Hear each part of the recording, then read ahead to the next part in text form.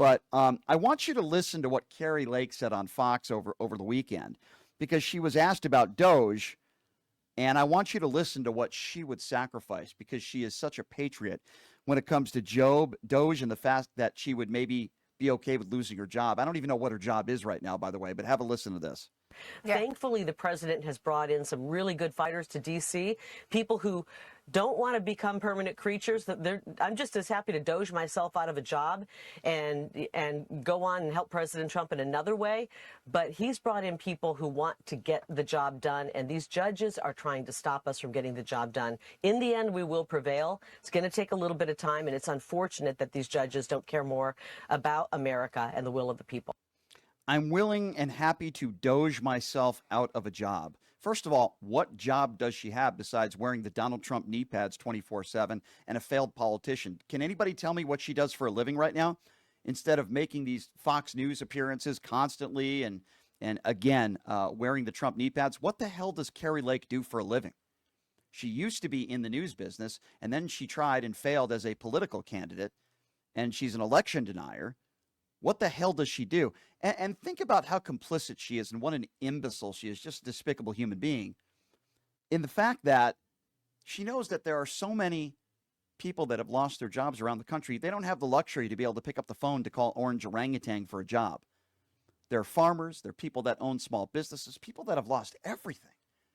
And she says, I'm happy to doge myself out of a job. What about the veterans and the people that have served this country that have lost their jobs, that have worked for the government? I'm happy to doge myself out of a job and help President Trump in another way.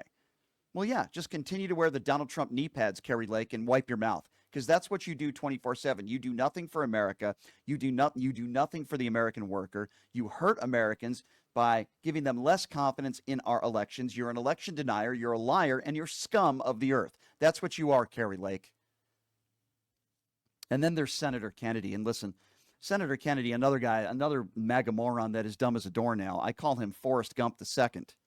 And that's probably an insult to Forrest Gump.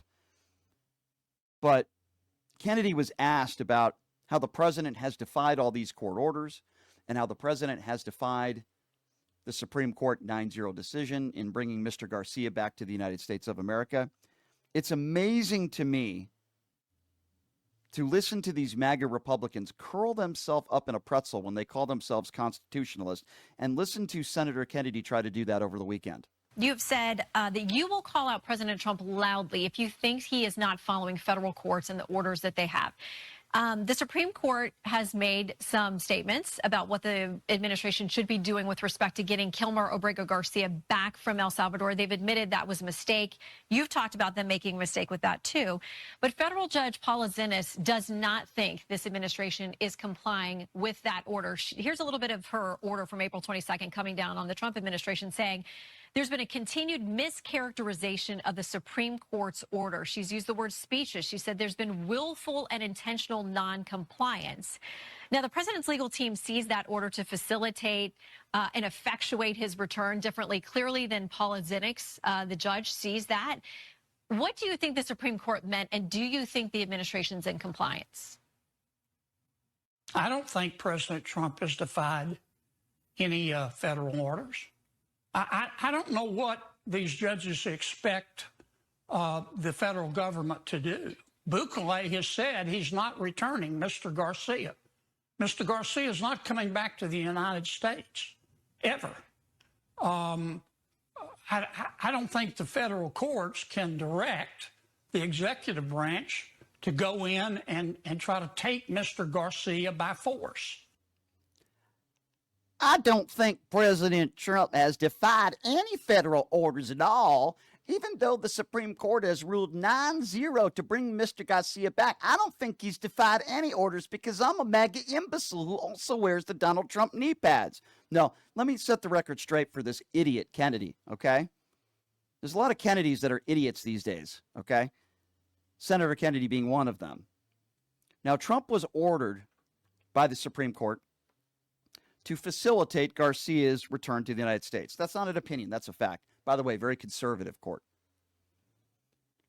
Trump told Time magazine last week that he has not even asked Bukele to return Garcia to the U.S.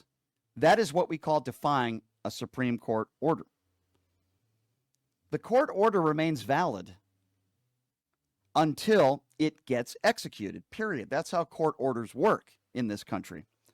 What Senator Kennedy is clearly suggesting here is that Garcia is going to be imprisoned for life in El Salvador with no crime that he has ever committed and without ever getting to see a judge. How can anybody in this country be okay with that?